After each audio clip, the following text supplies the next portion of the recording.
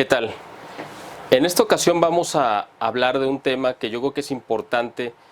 mencionar porque ha generado mucha confusión. Yo lo he escuchado en muchos analistas a los que respeto, sigo y considero que están bien informados, pero han caído en este error. Este video lo vamos a dedicar a por qué López Obrador sí es efectivamente un comunista de hueso colorado, sí es totalmente un representante del socialismo y porque es un error muy grave considerar que no es un miembro de la izquierda, que no es que su pensamiento no es de un comunista común y corriente. Esto es muy importante entenderlo, amigos, que a quienes agradezco que vean este video, porque esto ha generado una confusión que yo considero que es muy perniciosa. A muchos analistas en México yo les he escuchado, analistas y periodistas que son contrarios a López Obrador, no a los que le aplauden, sino a los que lo critican, a quienes lo cuestionan y a quienes abiertamente se declaran opositores a la Cuarta Transformación. Bueno, pues a estos analistas, con los que uno podría tener amplias simpatías o similitudes de análisis, les he escuchado decir esto en muchas ocasiones. Ellos dicen, no, es un error, no es cierto, López Obrador no representa a la izquierda, López Obrador no es un comunista, López Obrador no, no es un socialista, etcétera. Él es un conservador, él es mucho más de derecha que de izquierda. Esto que nos podría parecer totalmente equivocado, y de hecho lo es muy peligroso. No solamente es una cuestión de un error en la cuestión del análisis de la personalidad y sobre todo del pensamiento, si es que se le puede llamar así, o las ocurrencias que tiene López Obrador. Es muy importante y para eso voy a dedicar este video, para tratar de desenmarañar esta madeja de por qué estos analistas han llegado a esta conclusión que es que yo considero, y la gente que comparte también en esta plataforma y que nos hacen el favor de seguirnos y de estar suscritos a nuestro canal, pues me imagino que también piensan lo mismo de lo que yo les voy a exponer aquí. ¿Por qué estos analistas e intelectuales en México y algunos otros fuera, pero me voy a centrar en los mexicanos, llegan o han llegado a esta conclusión para tratar de decir López Obrador no representa el pensamiento de izquierda, no representa el pensamiento comunista? Para eso hay que irnos un poco o unas décadas atrás para entender que estos intelectuales se formaron a lo largo del siglo XX, sobre todo en la segunda en la segunda mitad del siglo XX, y que fueron educados en base a una idea totalmente errónea, que es la tradición que viene básicamente de la Revolución Francesa y toda esta idea masónica que toma la revolución, o sea, la masonería toma las ideas de la Revolución Francesa, que además no se gestaron en la Revolución Francesa, sino que han sido las ideas a lo largo de los siglos con las que a la Iglesia Católica se le ha atacado, al cristianismo también, con la idea de romper esta idea, esta unidad del pensamiento cristiano occidental, que tiene sus raíces obviamente en la filosofía clásica griega y romana, y que se enriqueció con el cristianismo. Bueno, pues como sabemos, este cristianismo, esta idea, pues tiene enemigos milenarios, y aquí cuando hable del término judíos no me refiero a una raza, sino a una religión, y más particularmente a un pensamiento, a unos enemigos que ellos se declaran del cristianismo. Así que aquí no estamos hablando de una cuestión racista, ni racial, ni mucho menos, sino estamos hablando de una cuestión ideológica que se manifiesta a través de una religión, pero básicamente es una cuestión ideológica. Estos enemigos declarados de la Iglesia durante más de 2000 años y del pensamiento cristiano son los que gestaron las ideas de la masonería, que a su vez la masonería también inspiró y se nutrió y se manifestó en la Revolución Francesa. Por eso la Revolución Francesa intentó romper con el orden establecido del monarca y de la religión e imponer una idea totalitaria donde el Estado se imponía su voluntad de manera salvaje contra el pueblo, y aunque el Estado no representaba los intereses del pueblo, pasaba por encima de sus derechos y eh, trató de imponer un nuevo pensamiento que rompiera los esquemas con el pasado. Eso es a lo que se le llama, entre comillas, el progresismo, la iluminación pues de la Revolución Francesa, que evidentemente no tuvo nada ni de iluminación, ni de progreso, ni de nada. Pero esta es la idea que se ha generado, que se ha tomado a lo largo del siglo XIX y del siglo XX, y las escuelas de pensamiento liberal han tomado como modelo la Revolución Francesa para presentarla como la aspiración a la que deberían de llegar todos los que intentaran romper esas cadenas que los unían a ese pasado que consideran retrógrado. Fue precisamente en la Revolución Francesa y en esa cultura que se generó donde se inventó el término de la edad oscurantista, de que la Edad Media fue una edad oscura y que llegó la época de la luz con el Renacimiento, lo cual pues, es totalmente equivocado, porque además el Renacimiento pues, es una consecuencia natural y uno lo puede analizar de la Edad Media. Es decir, los grandes pensadores que gestaron el Renacimiento pues tenían sus raíces en la Edad Media. Pero eso es tema para otro video. Aquí a lo que estamos llegando ahorita en esta primera conclusión es entender por qué esta idea de romper con el orden cristiano tradicional era una de las metas o una de las prioridades de la Revolución Francesa. Y ahí es donde presentan esa idea tan acabada de la revolución, que evidentemente es una revuelta, es un revolver, es romper el orden para crear un orden nuevo, y por eso también uno de los lemas era ese, de ahí surge también parte del nuevo orden mundial, el nuevo orden de las cosas, ¿no? Que impulsa precisamente como este ataque final, esto que estamos viendo ahora en la segunda década y casi para entrar a la tercera del siglo XXI, pues tiene sus raíces en algo que sucedió hace 200 años o un poco más, con la idea muy clara de imponer esto que ahora nosotros consideramos como una idea novedosa, que es el nuevo orden mundial, pero que no es nueva, que tiene 250 años o más de que se echó a andar a través de la Revolución Francesa. Evidentemente también el surgimiento de Estados Unidos como nación y como república, que esto es muy importante, tiene sus raíces también en la Revolución Francesa, porque la idea era crear un nuevo Estado, una nueva forma de gobierno, donde se rompieran precisamente esos moldes antiguos, donde hubiera un soberano o un emperador, y entonces hubiera una república donde aparentemente todos tendrían los mismos derechos,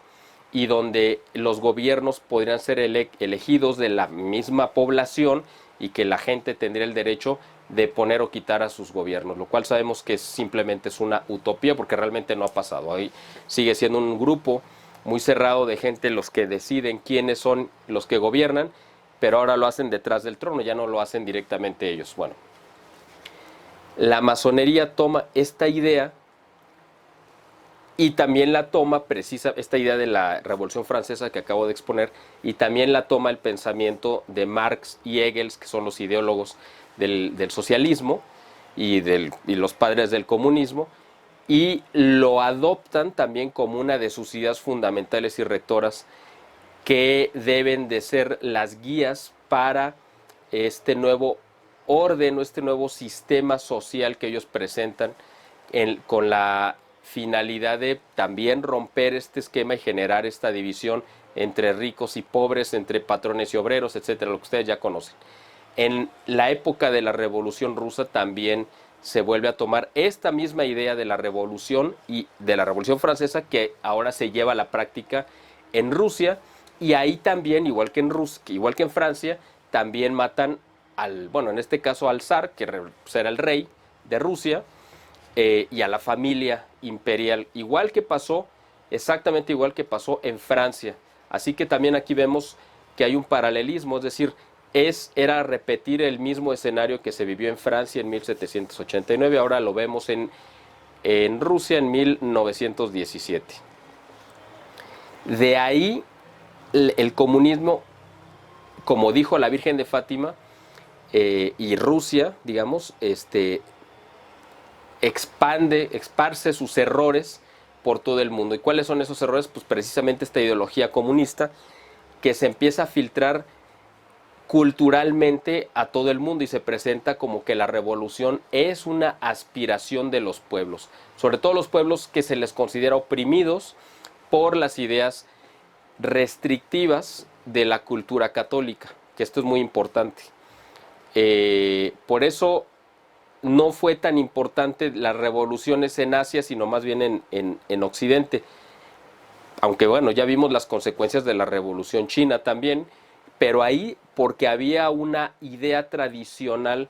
del confucianismo, que era la filosofía reinante principalmente, que también tenía muchos de los principios del cristianismo, es decir, era una filosofía muy parecida, era como la filosofía clásica griega y romana, que no eran cristianas, pero que tenían unas bases que comulgaban o que eran similares a lo que vino a revelar y a traer el cristianismo. Por eso también era importante en China romper ese esquema para poder tomar el control. Pero bueno,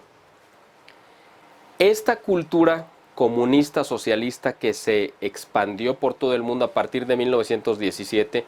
llegó a México básicamente a partir de 1934 en adelante. ¿Qué es lo que sucedió en 1934 en México? ¿Por qué llega esa cultura o esa idea aquí a México? Bueno, pues porque en 1934 asume el poder, es electo, entre comillas, es designado, creo que es la palabra correcta, es designado como presidente Lázaro Cárdenas del Río, un general que participó en la revolución y también tomó parte activa en la persecución cristera que se llevó a cabo en México de 1926 a 1929 de manera oficial, porque la revolución, la guerra cristera, la persecución continuó todavía hasta el año 1933 más o menos, donde estuvieron dedicados a matar a traición a los líderes que quedaban, a los cabecillas, digamos, de la revolución cristera. Lázaro Cárdenas en 1934 asume el poder y es presidente de México de 1934 a 1940. En esos 6 años, una de sus prioridades fue abrir de par en par las puertas de México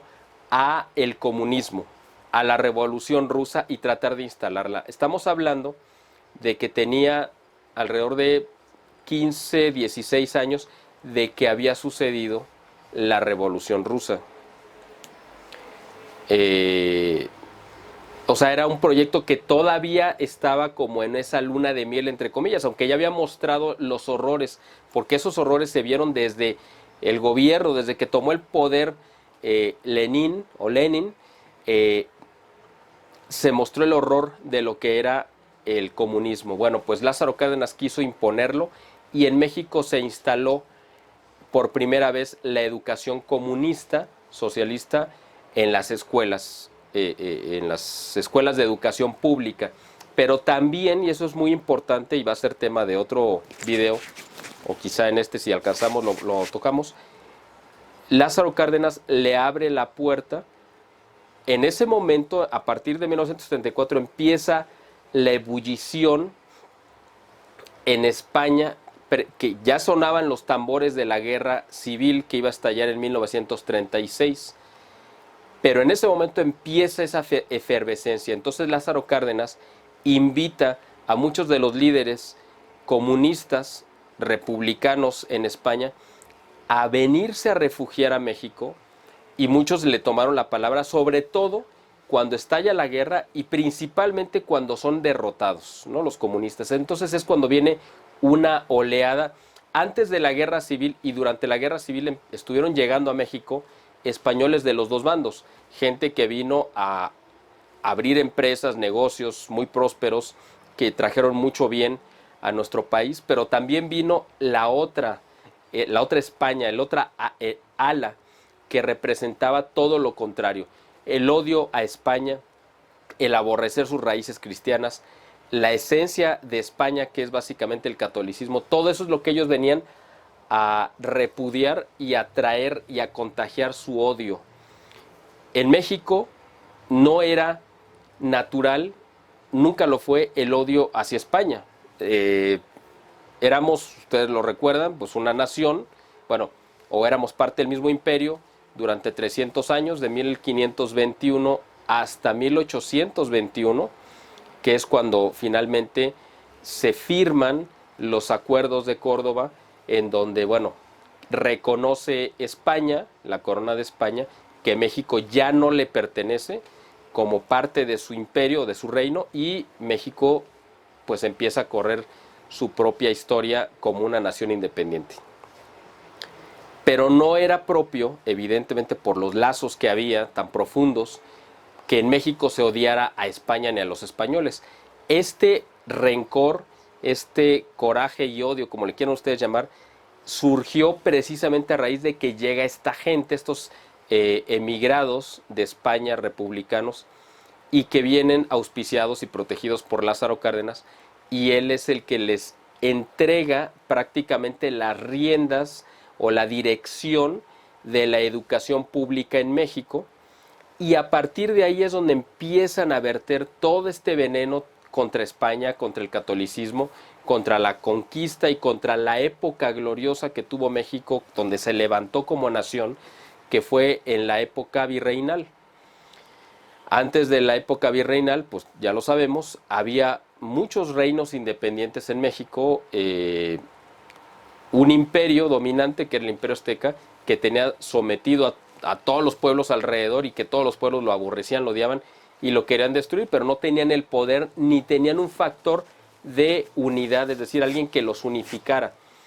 porque además representaban cada grupo pues intereses, tradiciones, idiomas o lenguas o dialectos distintos, por lo tanto no se veían como un factor que pudiera unificarse contra los aztecas. Y el factor que vino a unificarlos pues fue Hernán Cortés con sus soldados, y a través de ellos encontraron ese factor que unificara esta lucha contra los aztecas. Pero bueno, el asunto es que fue hasta que Hernán Cortés unifica, ¿no?, y tiene esta idea de crear una nación, cuando México surge como una unidad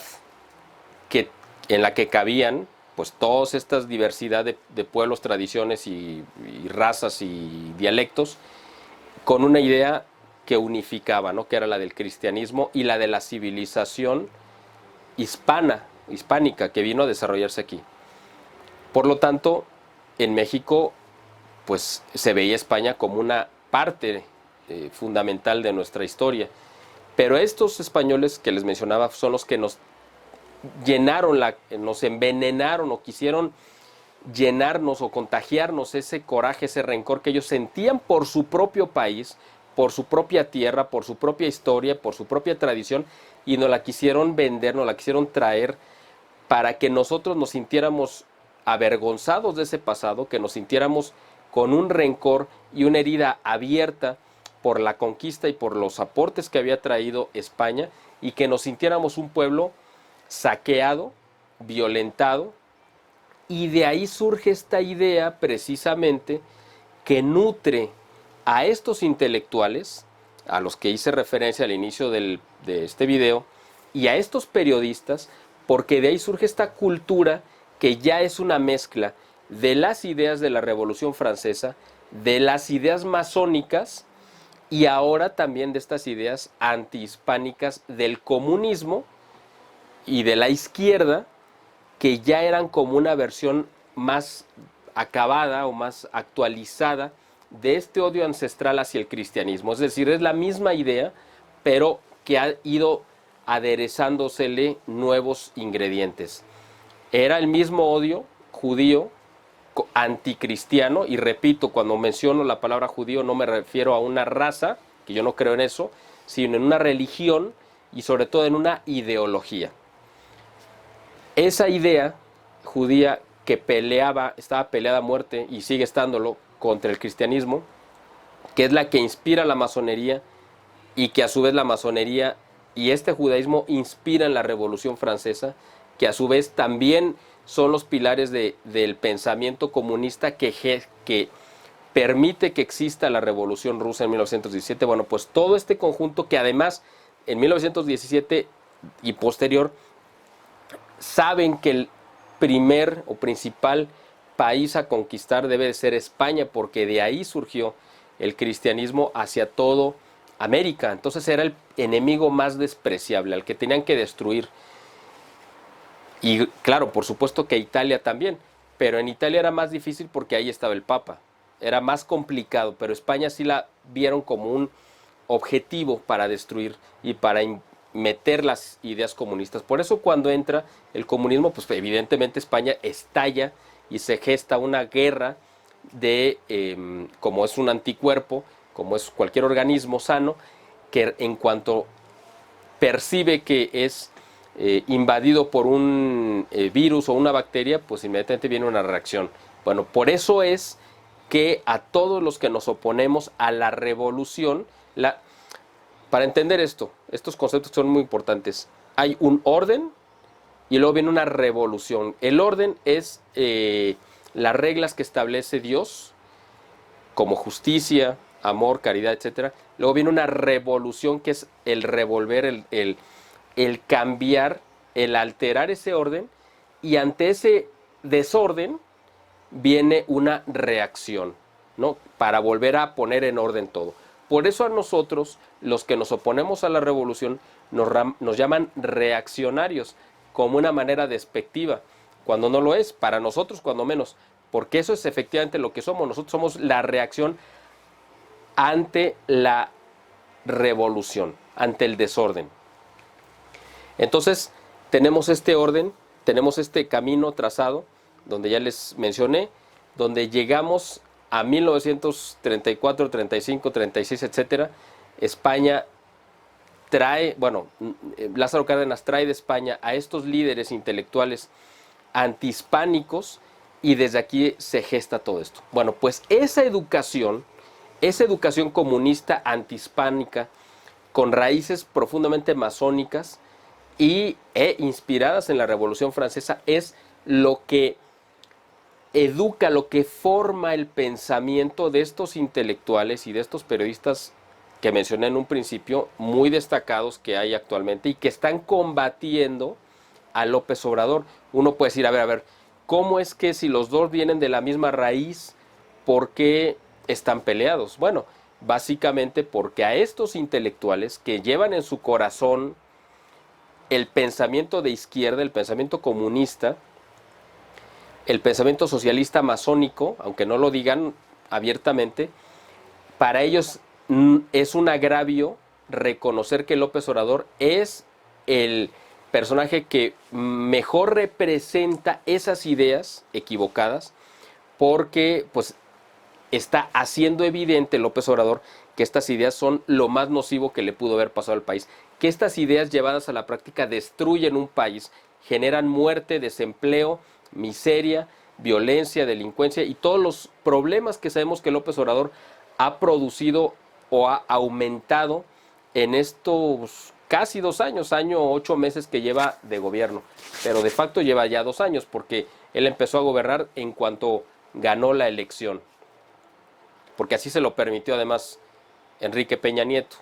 Entonces, por eso es tan peligroso, y es a lo que quería llegar al inicio del video, es tan peligroso que estos periodistas e intelectuales nieguen que López Obrador efectivamente es un comunista, efectivamente es un hombre que tiene el pensamiento de izquierda, que mejor lo representa y que además lo ha llevado a la práctica. Estos intelectuales y estos periodistas no le están haciendo ningún favor a México. O sea, están denunciando a López Obrador, pero están tratando de separar al personaje de las ideas que representa y de las calamidades que está provocando, como diciendo, todo esto es consecuencia, es culpa de él, más no de las ideas. Las ideas no están equivocadas, el que está equivocado es el personaje, pero evidentemente las ideas son las que están equivocadas y el personaje está equivocado por tener esas ideas. ¿Cuáles son esas ideas? Pues precisamente el llevar a la práctica este comunismo, estas ideas totalmente anacrónicas que no tendrían ninguna cabida en una sociedad del siglo XXI, pero que es una idea que no ha terminado de desaparecer, y de hecho se va fortaleciendo de tiempo en tiempo, porque a las generaciones se les olvida, sobre todo a los jóvenes que no les ha tocado vivir el comunismo en carne propia, piensan siempre de una manera utópica de que el comunismo pues es una idea que no se le ha permitido tener éxito. O sea, piensan que se le boicotea cuando no es así. El comunismo se boicotea a sí mismo porque es una ideología y es un modelo económico y social destinado al fracaso porque es antihumano. Ya lo he abordado en algún otro video, pero no voy a abundar sobre eso. Pero lo que sí quería dejar muy en claro es esto. Es muy importante entender que estas ideas de López Obrador efectivamente representan a cabalidad el pensamiento de izquierda, sí representan totalmente el comunismo, y que estos intelectuales quieran quitarle la responsabilidad a las ideas y solamente reconozcan la culpabilidad del personaje es un error muy grave. Porque ¿qué va a pasar? Podemos deshacernos de López Obrador y ojalá que eso suceda pronto, pero si las ideas continúan, pues el país se va a seguir deteriorando, aunque ya no esté López Obrador, porque el problema del país sí tiene un nombre y apellido, que es Andrés Manuel López Obrador, pero además tiene un problema más profundo, más grave y más difícil de quitar, que son estas ideas del comunismo, que estos críticos de López Obrador también están defendiendo. Por eso es muy peligroso que nosotros caigamos en esta trampa de decir, bueno, López Obrador no representa las ideas de izquierda, no representa el comunismo, es un conservador, es un hombre de derecha que se disfraza de comunista. No nos engañemos, es un hombre de izquierda, es un comunista convencido, y lo que está haciendo es lo que haría cualquier comunista. Es decir, aquí estamos viendo la aplicación directa y las consecuencias de estas ideas totalmente erradas, equivocadas, perversas además, para destruir un país. Así que bueno, esto era lo que quería yo abordar en este video. Yo les agradezco como siempre su atención, espero que les haya sido de utilidad y sobre todo que no repitamos estos errores, aunque lo escuchemos de estos intelectuales importantes, de voces muy destacadas. Yo se lo he escuchado, por ejemplo, a Ángel Verduzco, que es un analista que en lo económico es un ultraliberal, pero que él también, su corazón también latió del lado izquierdo. Es decir, tuvo esas ideas, aunque él dice que ya, bueno, pues fue una parte de su pasado, pero él es de los que dicen, no le crean, él no representa estas ideas. Y hay otros que no vale la pena mencionar, pero yo he escuchado a muchos analistas y periodistas que han dicho, que han caído en este error de decir que López Obrador no representa las ideas de izquierda. Por supuesto que las representa, y él es un personaje que las ha llevado a la práctica de manera puntual, y estas son las consecuencias. Por eso debemos de repudiar al personaje y a las ideas que él representa. Espero que este video les haya resultado de utilidad, que les haya resultado de interés. Yo siempre aprecio mucho sus comentarios. Los invito también a quienes no estén suscritos a nuestro canal que lo hagan. También los invitamos a que pasen por nuestra página de internet. Aquí la vieron en la pantalla. Ahí estamos subiendo material cada 2 días más o menos, tanto artículos de nuestra hemeroteca que hemos ido publicando a lo largo de estos ya casi 7 años de existencia de esta plataforma multimedia internacional, pero además bueno, pues estamos publicando nuestro servicio de información estratégica de libre acceso con noticias de México y del mundo, que les da una idea muy clara de cómo está la situación. Y bueno, pues estamos publicando constantemente también pues, análisis. Así que los invitamos a pasar por nuestra página, a suscribirse a nuestro canal si no lo han hecho. Y bueno, si tienen la posibilidad también de podernos dar alguna contribución económica, se los agradecemos porque de eso dependemos, de eso vivimos y gracias a ello podemos seguir avanzando. Les agradezco como siempre el favor de su atención. Yo soy Miguel Salinas Chávez, director y fundador del Boletín de Información e Inteligencia Estratégica, y los espero en la próxima.